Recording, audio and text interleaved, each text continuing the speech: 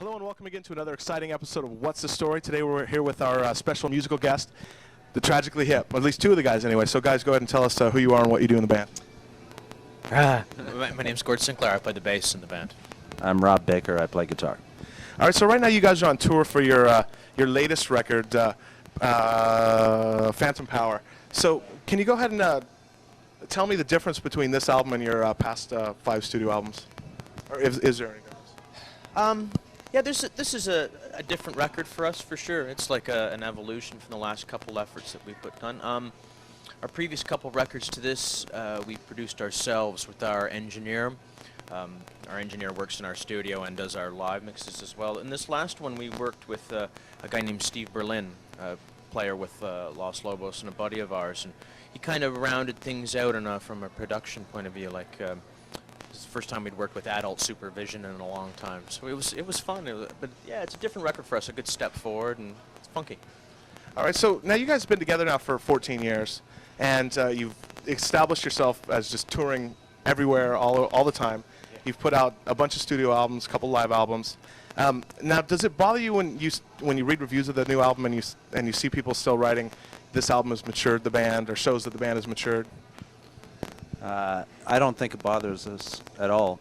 You know, if and when one song finally makes it through to the masses out there, they'll say an overnight success. You know, I can't wait personally. I think it'd be great. Best new group at the 2002 Grammys, you know. Okay. All right. So, can you tell me what it was like to actually have somebody like Peter Gabriel come to you and say, "Hey, you guys want to headline my WOMAD tour this year?"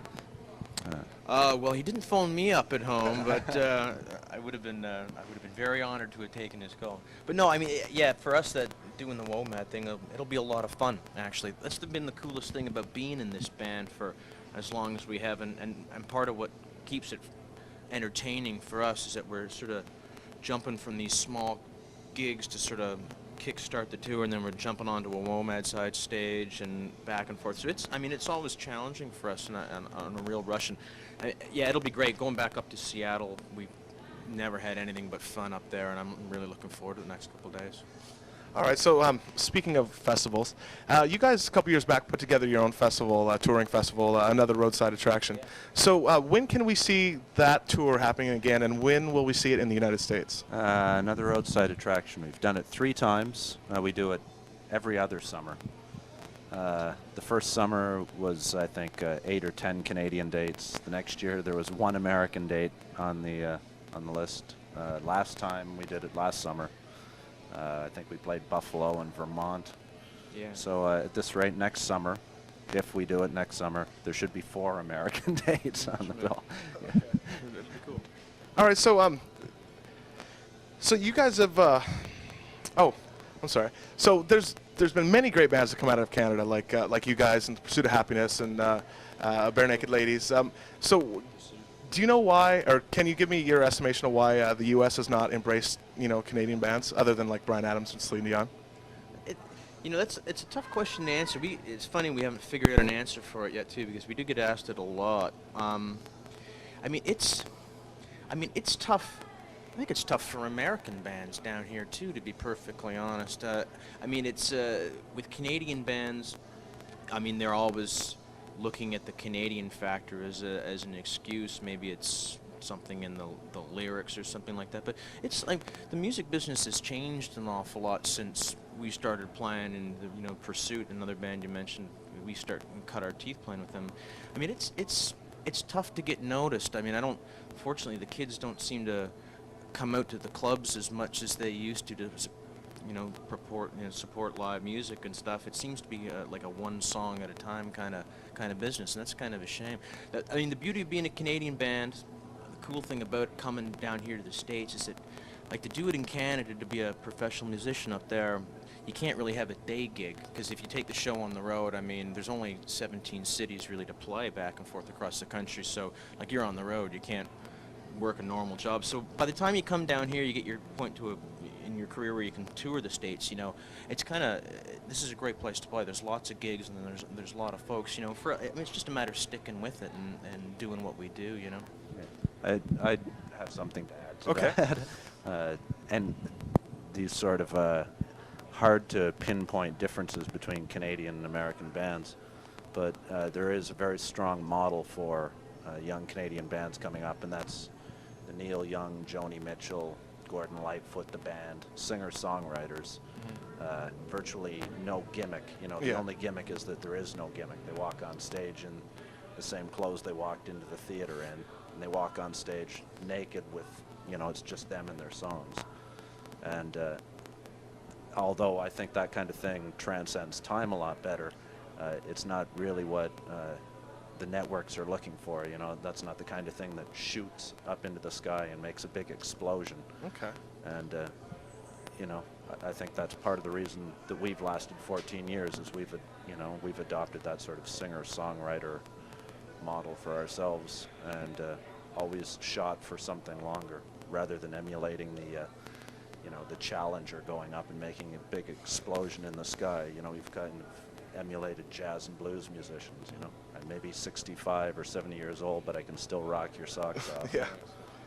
All right, so kind of sticking with that same thing, what is it like to go and tour in Canada where you can do, you know, big stadium tours, and then come here and you're touring small venue clubs?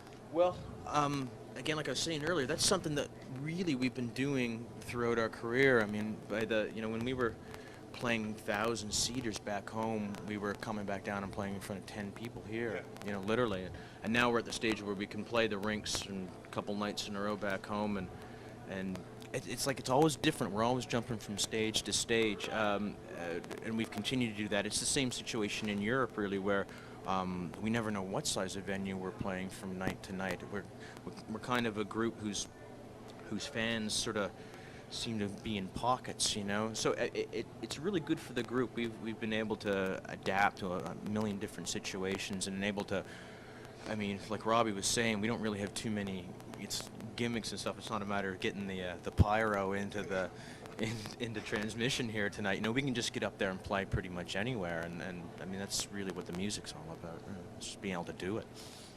All right, so your latest music video for Poets. Now that was directed by Gordon in your band. So what was it like taking directorial orders from a member of your band? Gord didn't really issue orders. As a matter of fact, it's the only video we've ever done where the concept as it was presented to us is what ended up on film. Okay. That never happens. I don't know if anyone out there has made videos, but that just doesn't happen. And this is exactly what we thought it would look like, maybe better. You know, so I think Gord did a really good job. And Gord's brother, Mike, is in the production end of things, so he actually did a short film for us, a road documentary a few years back covering the second roadside attraction. That's cool. It was, so. All right, so I was just going to say that, I mean, the biggest direction that Gord really gave us was to, you know, dope up on Sudafed because all those cats before we did it, you know, and after that we were all pretty malleable anyways. Actually, that was my next question. What was it like working with 450 cats? Man, it was weird. These are folks that live in our hometown. They're, you know, nice, kind people and stuff, but man, they got a weird lifestyle. And this place is like the floor is just moving with these critters all the time. I'm not a big cat fan to begin with either, so it was something. It's not the way. So that was one person's house cat. Oh, yeah. Those are all one person's cats. That's what they do. This couple, Donna and Jack Wright. Yeah, it's wild. So that's a little scary. But so on this record, Phantom Power, you have a guest on it. Bob Egan from Wilco. So how did he get involved with you guys, and what made you say, hey, let's get him on the record? He got involved, I guess, the same way that Steve Berlin got involved.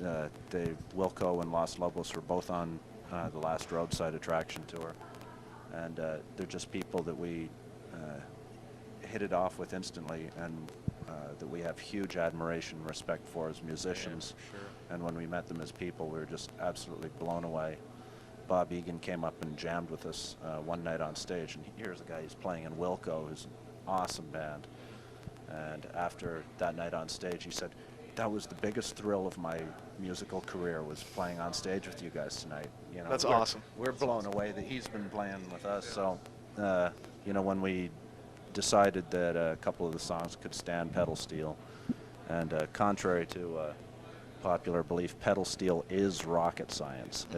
Not just anyone can sit down behind one and play it. you. So we decided, you know, rather than us trying to fake our way through it, you know, let's get in the real deal. So we brought Bob up and basically gave him free rein. If you hear something you want to do on any of the tunes, go for it. That's awesome. That's cool. So can you tell me a little bit, I read something about how the artwork came together for this new album, which I was supposed to have the album and I was going to show it right now, but that's okay. I'll show someone else. Okay.